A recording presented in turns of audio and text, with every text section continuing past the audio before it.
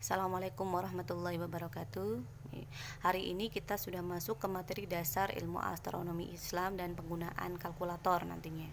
Nah, yang pertama yang akan kita bahas di situ adalah segitiga bola, satuan ukurnya, penggunaan kalkulator, konversi, dan untuk perhitungan ada lama siang dan lama malam. Memindahkan waktu itu nanti kita lihat kondisinya saja. Kemudian untuk pengertian segitiga bola, yang paling penting di poin 2, dalam penelusuran ilmu astronomi terhadap benda-benda langit itu tidak dapat dilakukan dengan menggunakan segitiga datar atau diukur dengan penggaris, tetapi dengan segitiga bola.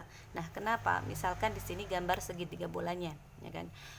P di situ adalah pengamat, titik A itu adalah yang akan diamati atau kayak mau diukur berapa jauhnya. Nah, P itu posisinya jadi bumi.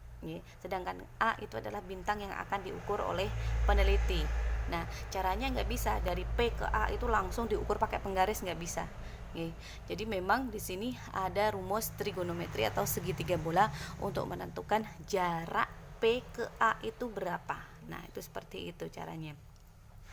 Ini gambar benda langit dengan segitiga bola. Nah, di situ yang gambar panah merah di situ adalah garis ekuator. Kemudian untuk jenengan bisa lihat ada gambar mataharinya di situ, itu adalah garis ekliptika. Jadi lingkaran ekliptika dengan lingkaran ekuator. Nah, ini cara pengamat untuk menghitung atau mengamati jaraknya dari bumi itu sekian-sekian. Nah, itu pakainya gambarannya tuh seperti ini. Jadi dibikin seakan-akan langit pun itu bentuknya juga bulat. Nah, itu kenapa? Karena memang kutub-kutub langit, kemudian jaraknya dan lain sebagainya, garis-garis ekuatornya itu disamakan dengan garis ekuator ataupun kutub-kutub yang ada di bumi. Tujuannya apa? Untuk mempermudah pengamat ataupun peneliti ketika mengamati suatu benda langit. Nah, rumus dasar segitiga bola, jadi nanti kita akan pakai rumus cosinus, seperti itu rumusnya. Nah, tapi bukan ini. Jadi ini istilahnya apa rumus dasar segitiga bolanya gitu. Tapi untuk rumus-rumusnya akan kita pakai nanti bentuknya tidak seperti ini. Nah, kemudian pengenalan alat kalkulator, sebelum nanti saya kasih lihat di kalkulatornya langsung, ini saya jelaskan dulu.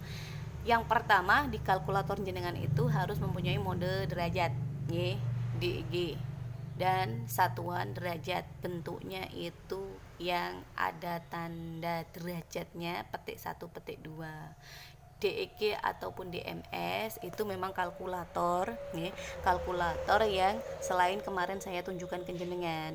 Nah, tapi kenapa kok nggak boleh, Bu? Karena memang kita pandemi, jadi saya nggak bisa nanti nonton langsung jenengan satu-satu. Kenapa? Yang DMS, model DMS itu yang kalkulator kecil yang kemarin pernah dilihatkan ke saya, misalkan kalau pandemi itu jenengan pakai dan saya nggak bisa ngawasi, jenengan mesti ngeluh, mumet, mutung, akhirnya nggak mau ngitung. Makanya untuk kalkulator langsung saya tentukan mau pakai kalkulator yang jenis seperti ini atau aplikasi yang sekiranya dari jarak jauh ataupun untuk perhitungan itu nanti udah begitu ribet. Nah, itu seperti itu.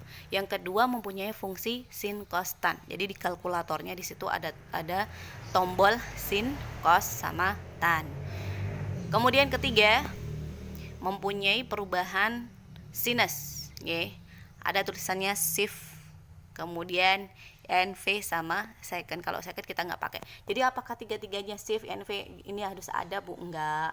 Jadi di kalkulator yang sudah kita sepakati itu di situ ada tombol shift-nya saja. Jadi nggak harus nyari yang lain. Kalau yang lain berarti itu jenis kalkulator yang lain juga. Kemudian mempunyai pembalikan pembilang atau penyebut. Nah, di kalkulator ataupun di aplikasi, itu tombolnya X pangkat min 1. Nah, jadi nggak usah bingung, Pung, kok nggak ada seper X itu maksudnya X pangkat min 1 di kalkulatornya jenengan itu. Kemudian mempunyai fungsi positif negatif. Di kalkulator jenengan nanti adanya tanda buka kurung minus nggih. Dan dalam kurung itu atau yang terakhir nggih dalam kurung tanda minus. Nah, itu yang akan kita pakai. Kemudian ini nanti akan saya jelaskan di di video kalkulatornya saja. Kemudian satuan ukur waktu dan sudut nggih. Jadi ketika jenengan nanti saya bilang misalkan 5 derajat 6 menit 7 detik nggih. Jadi penulisannya 5 itu sampingnya atas itu ada tanda derajat, 6 menit berarti 6 petik 1, 7 detik itu berarti 7 petik 2 nggih. Jadi cara penulisannya seperti itu nanti, dan cara bacanya juga nggih derajat, menit, detik. Oke, ini untuk penggunaan kalkulator.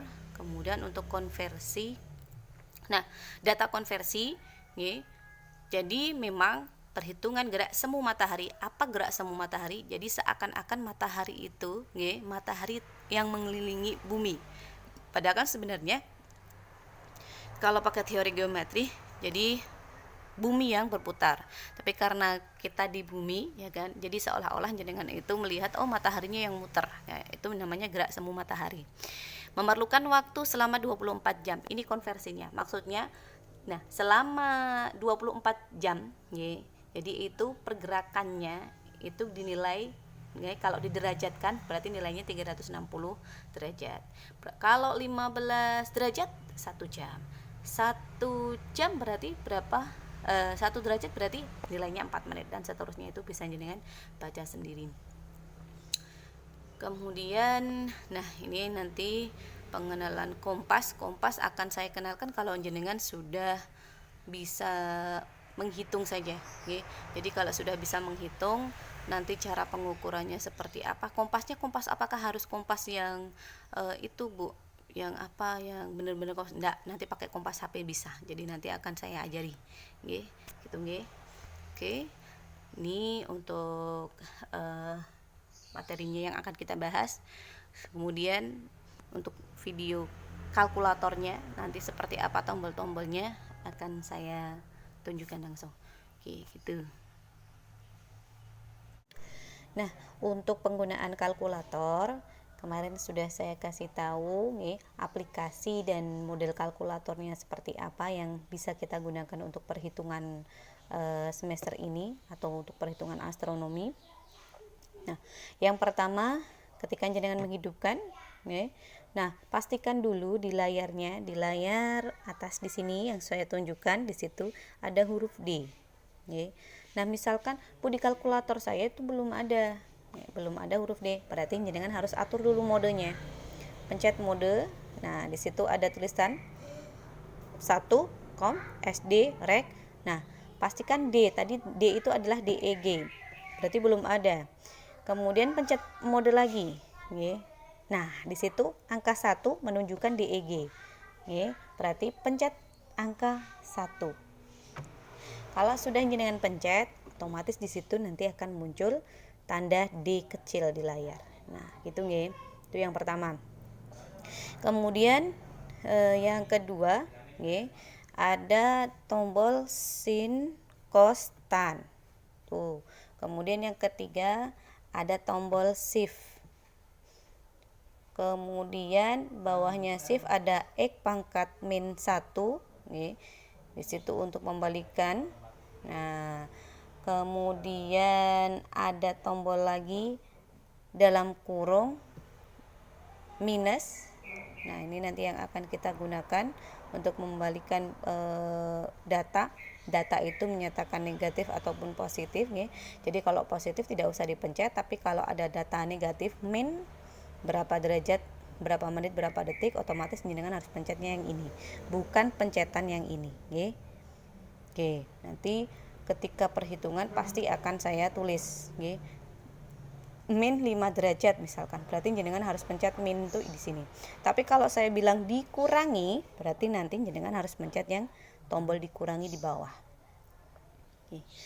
Kemudian ada nanti selain itu, nggih, dalam kurung buka kurung tutup kurung juga kadang kita akan pakai. Nah, selainnya insya Allah sudah. Jadi yang pertama pastikan dulu ada D dengan cara tadi mencet modenya. Kemudian ada sin konstan di sini. Kemudian shift X pangkat min 1 dalam kurung negatif. Oh ya, yang paling penting di sini ada derajatnya. Nah, ini mode derajat. Jadi pencetan derajatnya di sini. Di sampingnya dalam kurung minus itu. Nah, itu tujuannya untuk mencet derajat. Misalkan tadi saya bilang 5 derajat, berarti jenengan pencet 5 kemudian mode derajat. Kemudian 6 menit berarti pencet 6 mode derajat lagi. Kemudian 7 detik berarti 7 pencet mode derajat lagi. Nah, di layar memang tandanya seperti itu semua, tapi untuk penamaan ataupun ketika jenengan nulis nanti sama persis seperti yang ada di PPT yang sudah saya jelaskan. Jadi 5 mode derajat. Nah, ini kan seperti itu tulisannya. Kemudian 6 tanda petik 1 berarti menyatakan 6 menit. Kemudian 7 tulisannya di buku petik 2 berarti menyatakan 7 detik. Oke, seperti itu. Jadi kalau di kalkulator memang tulisannya seperti ini semua, nggak bisa misalkan kok petik 1 petik 2, Jadi tulisan di kalkulator memang seperti ini, tapi ketika jenengan nulis di buku ataupun ketika jenengan baca, berarti di situ menyatakan 5 derajat, 6 detik, 6 menit 7 detik.